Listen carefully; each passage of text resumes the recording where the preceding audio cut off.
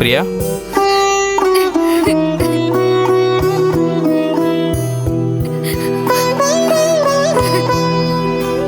பிரியா, என்னமாச்சு? பிரியா, பிரியா, அழாதம்மா. பிரியா, மா, அழாதம்மா. வா, உட்கார், வா வா. அப்படி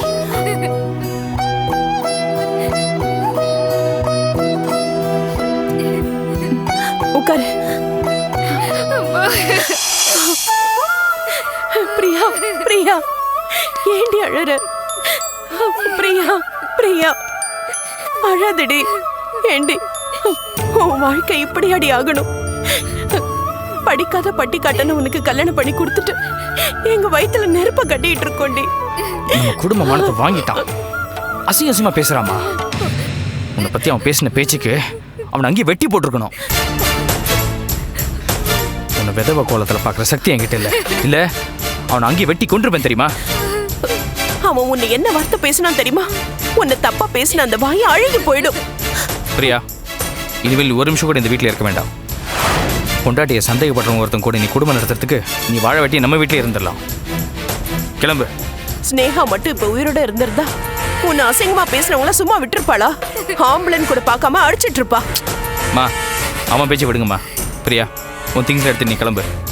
உன்னை தெரிவிட்டு அவன் அங்கே வரட்டும். அப்புறம் இருக்கு அவனுக்கு. ஏற்காடுக்கு அவனை பார்சல் பண்ணிடுறேன். பிரியா, வாங்கம்மா. நீங்க தானே?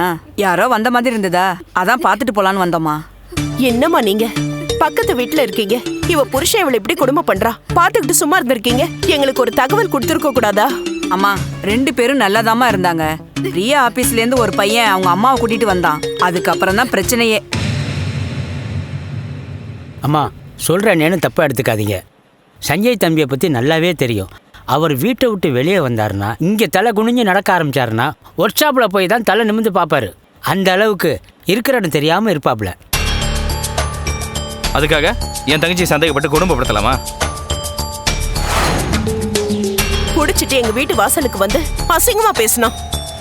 ரொம்ப வருஷமா நாங்க அங்க இருக்கோம். யாரும் எங்களை ஒரு வார்த்தை தப்பா பேசினது கிடையாது. ஆனா இப்போ ஏரியாவில எங்க குடும்பத்தை பத்தி ஒரு மாதிரியா பேச ஆரம்பிச்சுட்டாங்க. பிரியா தாலியை கட்டி வச்சுட்டா, கல்யாணம் ஆகலன்னு பொய் சொல்லியிருக்கா. யாரும் சம்மந்தம் பேச வந்தாங்கன்னு உன்னை பத்தி சம்மந்தம் மேலும் தப்பு தப்பா பேசிட்டு இருக்கான். விடுறா, குடி போதையில என்ன பேசணும்னு தெரியாம அவன் பாட்டுக்கு உளறிட்டு போயிட்டான். நம்ம பிரியாவை பத்தி நமக்கு தெரியாதா? மல்லிகா, அவங்களுக்கு விஷயமே தெரியாது போல இருக்கு. அம்மா, உண்மையை சொல்லணும்னா உங்க மாப்பிள்ளை மேல எந்த தப்பும் இல்லை. இதுவே வேற யாராவது இருந்திருந்தா உங்க பொண்ணை வெட்டியே போட்டிருப்பான். என்னக்கா சொல்றீங்க? ஆமாப்பா. இங்க பாருங்க, பிரியாவை பத்தி தப்பா பேசினா நாங்க நம்பவே மாட்டோம். என்ன பிரியா, இங்க நடந்த விஷயம் எதுவுமே தெரியாதா இவங்களுக்கு? ஏய், என்னடி இவங்க என்னென்னமோ சொல்றாங்க? அப்படி என்னடி நடந்தது? பிரியா, இப்ப சொல்ல போறியா இல்லையா?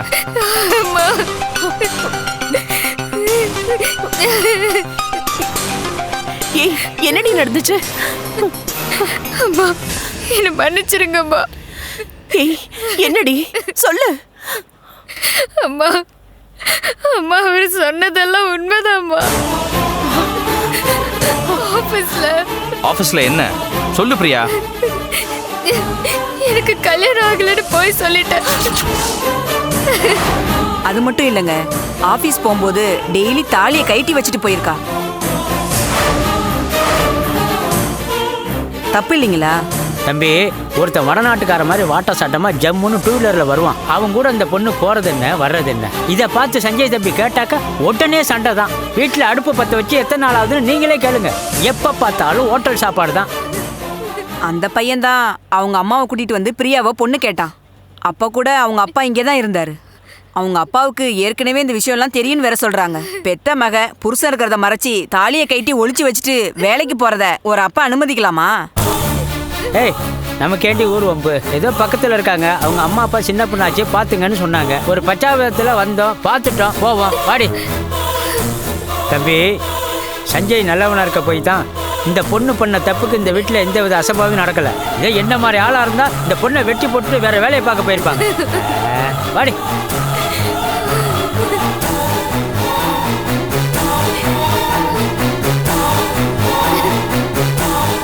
பிரியா, பிரியா, அவங்க சொல்றதெல்லாம் நிஜமா? சொல்லு பிரியா, கல்யாணம் ஆகலன்னு போய் சொன்னியா? நீ தாலியை கழட்டி வச்சுட்டு ஆபீஸ் போனியா? உன்னை சம்மந்தம் பேச எவனோ ஒருத்தன் வந்தானமே, உண்மையா? முதல்ல அழறது நிறுத்து. நான் கேட்ட கேள்விக்கு பதில் சொல்லு. அம்மா, அவருக்கு சம்பளம் கம்மி, குடும்பம் நடத்துறதுக்கே ரொம்ப கஷ்டமா இருந்துச்சுப்பா. வேலைக்கு போறதுக்காக. ஏய், சுத்தி வளைக்காத. அவங்க சொல்றதெல்லாம் உண்மையா? கேக்குறேன்ல, உண்மையா? ஆமாம்மா.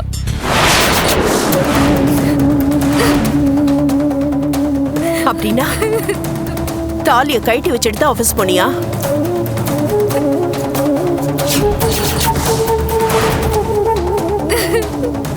கல்யாணம் ஆகலன்னு போய் சொன்னியா?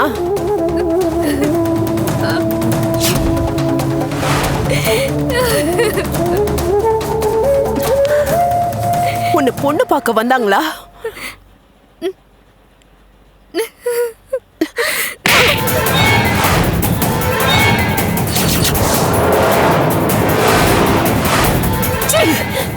என்ன காரியண்டி பண்ணிருக்க?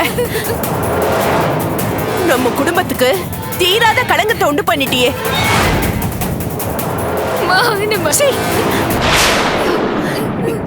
இனிமே நாம எப்படி வெளியில தலை காட்டுறது? எந்த மூஞ்சி வச்சுக்கிட்டு மாப்பிள்ளை முகத்துல முழிக்கிறது? ஏய், என் வயித்துல நீ பிறக்கலனாலும் நீ என் பொண்ணு தானடி. உனக்கு ஏன் இந்த மாதிரிலாம் புத்தி போகுது? கடவுளே, நான் என்ன பண்ணுவேன்? மீனாவை போலீஸ் விசாரணைக்கு கூட்டிட்டு போனதுக்கே மான ரோஷத்துக்கு பயந்து அவருக்கு நெஞ்சு வலி வந்துடுச்சு. ஐயோ, அவருக்கு இது தெரிஞ்சதுன்னா என்ன ஆகுறது? மன்னிச்சிருமா, ப்ளீஸ். கைய விடு. இனி எங்க முகத்திலே முழிக்காத. உன்னை என் மகன் சொல்லிக்கிறதுக்கு கேவலமா இருக்கு. மா, இவள்கிட்ட என்னம்மா பேச்சு? வாமா போலாம். ப்ளீஸ், என்ன மன்னிச்சிருங்க. எந்திரி. எங்க அம்மாக்கு நீ பிறந்தா இப்படி பண்ணிருப்பியாடி? என்ன இருந்தாலும் நீ வேற நிரூபிச்சிட்டிய. இங்க பாரு, நீ எப்படி என்ன வாழ்ந்துட்டு போ, என்ன வேணா பண்ண, எக்கட வேணா கெட்டு போ. கேட்கறதுக்கு எங்களுக்கு என்ன உரிமை இருக்கு? இப்ப சொல்றேன், இனிமேல் எங்க 3 பேருக்கும் தங்கச்சின்னு ஒருத்தி இல்லவே இல்லை. உன்னை தலை முழுகிட்டோம். இனிமேல் எங்களை பார்க்க வராத. மான ரோஷம் இருந்தா இங்க மூஞ்சிலே முழிக்காத. உனக்கு எங்களுக்கான உறவு இன்னையோட முறிஞ்சு போச்சு. மாமா, இங்க பாருடி, நீ செஞ்சது பாவம். இந்த பாவத்தை கழுவ இந்த ஒரு ஜென்மம் பத்தாது. உயிரை விட மானத்தை பெருசுன்னு நினைக்கிறவ தாண்டி பொம்பளை. தன்னை கெடுக்க வந்தவனை கொலை பண்ணிட்டு வந்து நின்னாலே சுஷ்மா, அவ தாண்டி பொம்பளை. நீயும் இருக்கியே. மானம் போனதுக்கு அப்புறம் வாழறதெல்லாம் ஒரு வாழ்க்கையா? வளர்த்த குடும்பத்துக்கு நல்ல பேர் வாங்கி கொடுத்துட்டா இப்படி நீ பேசிட்டு வேற இருக்க. இனிமேல் நீ மூஞ்சில முழிக்காத. சீ, வாமா போலாம்.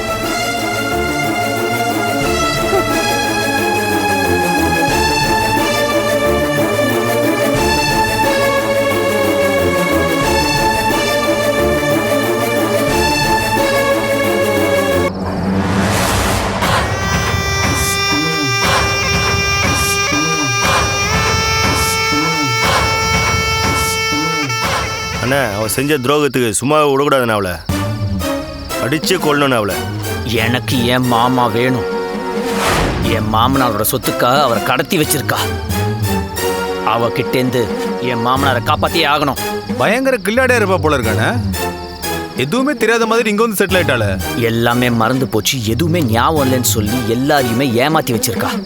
ஏதாவது செஞ்சிருப்பாளானே. அவர் உயிருக்கு ஏதாவது.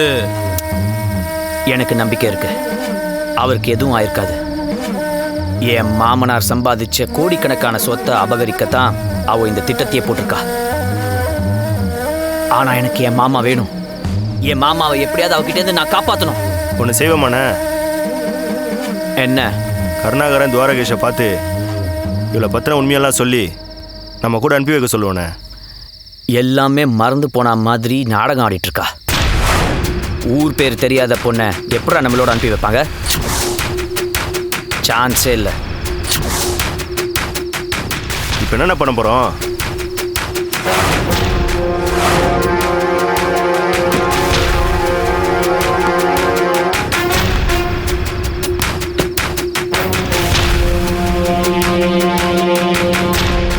அன்னைக்கே அவளை தூக்கியிருக்கணும். மிஸ் ஆயிட்டா. இன்னைக்கு நானே போறேன், அவளை தூக்குறேன்.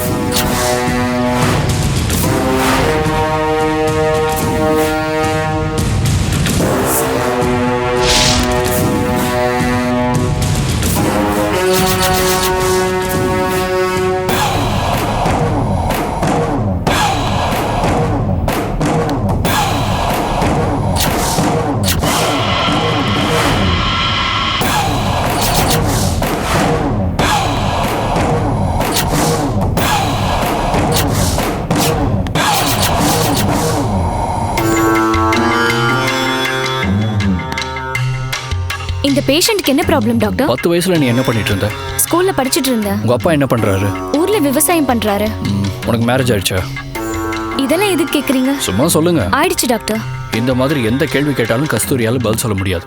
எதை கேட்டாலும் யோசிச்சுக்கிட்டே இருப்பாங்க. எதுவுமே ஞாபகம் வராது. அதனால டென்ஷன் ஆவாங்க. பிளட் ப்ரெஷர் தான் அதிகமாகும். தூக்கம் வராது. தூங்காம இருந்தா நிறைய பிரச்சனைகள் வரும். மனநலம் பாதிக்கும். அதனால தான் டெய்லி ஸ்லீப்பிங் டோஸ் கொடுத்து தூங்க வைக்கிறோம்.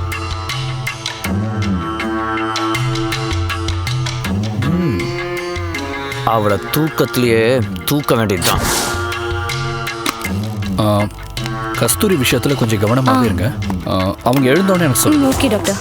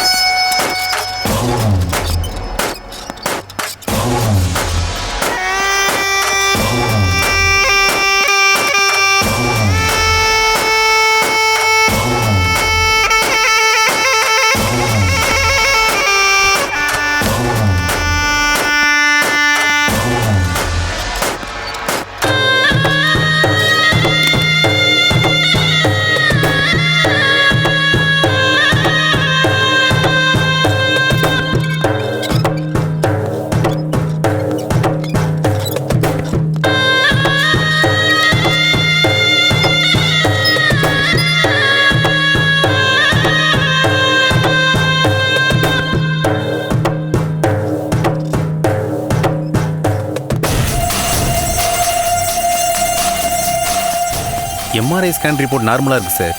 கொஞ்ச நாள் ரெஸ்ட் எடுத்தால் ஞாபகம் திரும்புறதுக்கு நிறைய சான்சஸ் இருக்குது சார். அந்த பொண்ணை பற்றி எந்த தகவலும் கிடைக்கல. அஃபிஷியல் கம்ப்ளைண்ட் கொடுக்காம போலீஸும் ஒன்றும் பண்ண முடியாதுன்னு சொல்லிட்டாங்க. நம்ம ஓன் ரிஸ்கில் தான் இங்கே வச்சுருக்கோம். ஸ்னேயோட திதி அன்னைக்கு இந்த பொண்ணு அப்பான்னு சொல்லிட்டு வந்து கருணாகர மாமா முன்னாடி விழுந்துச்சு. அந்த ஒரு காரணத்துக்காகவே மாமா சென்டிமெண்ட்டாக ஃபீல் பண்ண ஆரம்பிச்சிட்டாரு. அந்த பொண்ணுக்கு ஏதாவது நல்லது பண்ணணும்னு யோசிக்கிறாரு. எவ்வளோ சீக்கிரம் முடியுமோ அவ்வளோ சீக்கிரம் அந்த பொண்ணுக்கு பழைய ஞாபகம் வர வச்சிருங்க டாக்டர். அதெல்லாம் சரி சார், நம்ம கையில் எதுவும் இல்லை. பொறுத்திருந்து தான் பார்க்கலாம். Okay, carry on.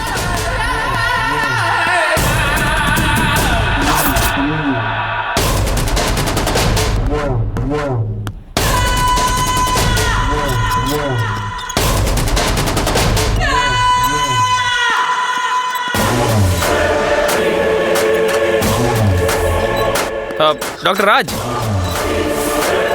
யாருங்க நீங்கள்? Hello hello excuse me pass, யார் நீங்கள்? பேஷண்ட் எங்கே கூப்பிட்டு போகிறீங்க? உங்களை அங்கே திரும்புங்க. ஹலோ ஏய் டாக்டர், நர்ஸ், கஸ்தூரி உள்ள கூட்டு போங்க. வந்துடுறேன். உள்ள ஓகே சார். கஸ்தூரி, கஸ்தூரி. சார் வந்தவன் யாருன்னு அடையாளம் தெரிஞ்சதா? இல்லை, இருட்டில் சரியாக பார்க்க முடியல டாக்டர். ஆனால் கார் நம்பரை நோட் பண்ணியிருக்கேன். வெரி குட் சார், அதை வச்சு நம்ம ட்ரேஸ் பண்ணிடலாம். இந்த பொண்ணுக்கு வேண்டாதவங்க இந்த ஏரியாவில் தான் சுற்றிட்டு இருக்காங்க. நம்ம கொஞ்சம் கேர்ஃபுல்லாகவே இருக்கணும். சார் இந்த விஷயத்தை போலீஸ்கிட்ட கொண்டு போகிறது நல்லதுன்னு தோணுது. மாமாட்ட பேசிட்டு அதுக்கப்புறம் இன்ஃபார்ம் பண்ணுவோம். Okay sir. சிஸ்டர் உள்ள ஓகே கூட்டிட்டு டாக்டர். போங்க.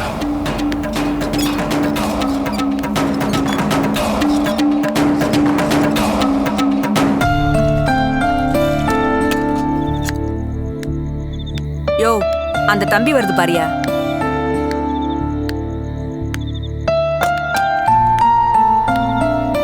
தம்பி சாப்பிட்டியா? தம்பி, பிரியாவும் காலையிலேருந்து வீட்டில் அடுப்பத்து வச்ச மாதிரி தெரியலப்பா. அவங்க அம்மாவும் அண்ணனும் வந்திருந்தாங்க. விஷயத்தை கேள்விப்பட்டு ரொம்ப திட்டினாங்க. கோவமா 2 பேரும் கிளம்பி போயிட்டாங்க. தம்பி, நடந்ததெல்லாம் நடந்து போச்சு. எல்லாத்தையும் மறந்துட்டு ஒரு புது வாழ்க்கையை ஆரம்பிப்பா. இந்த உலகத்தில் யாருதாப்பா தப்பு பண்ணலை? ஆமாப்பா. பிரியா நல்ல பொண்ணு தான். என்ன பண்ணுறது, விதி யாரை விட்டுச்சு? அதுக்கப்புறம் உன் இஷ்டம்ப்பா. நீ வாயா. இதையா, அந்த புள்ள கண்டிப்பா சமைச்சிருக்காது. நான் வேணா கொண்டு போய் கொடுத்துட்டு போய் வந்துட்டு கொடுத்துட்டு வா போ.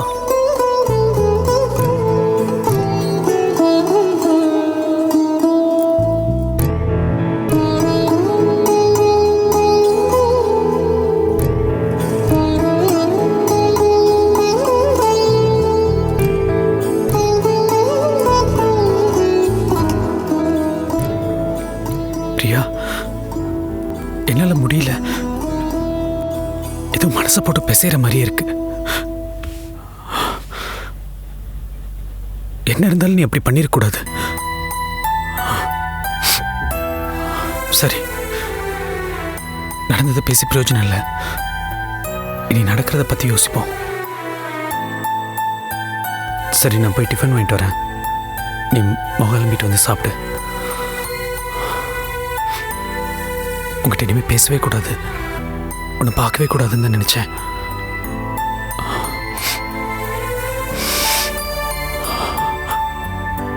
மனசு கேட்கல. இன்னமும் சொல்ல போனா என் மனசு உன்னை சுற்றி சுற்றி தான் வருது. நடந்தது நடந்து போச்சு, விட்டுடு. பழைய கெட்ட நினைவுகள் எதுவுமே வேணாம். நமக்கு இந்த ஊரும் வேணாம். நம்ம நம்ம எங்கேயாவது கண்காணாத இடத்துக்கு போயிடலாம். நான் ஏதாவது கூலி வேலை செஞ்சாவது உன்னை நான் சந்தோஷமா பார்த்துப்பேன்.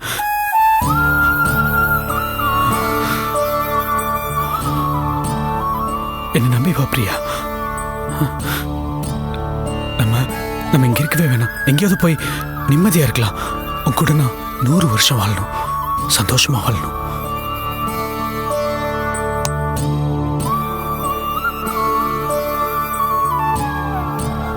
என்ன பிரியா, நான் பேசிட்டே இருக்கேன், நீ எதுவுமே பதில் பேச மாட்டேங்கிற.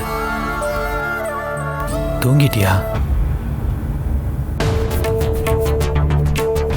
பிரியா? பிரியா,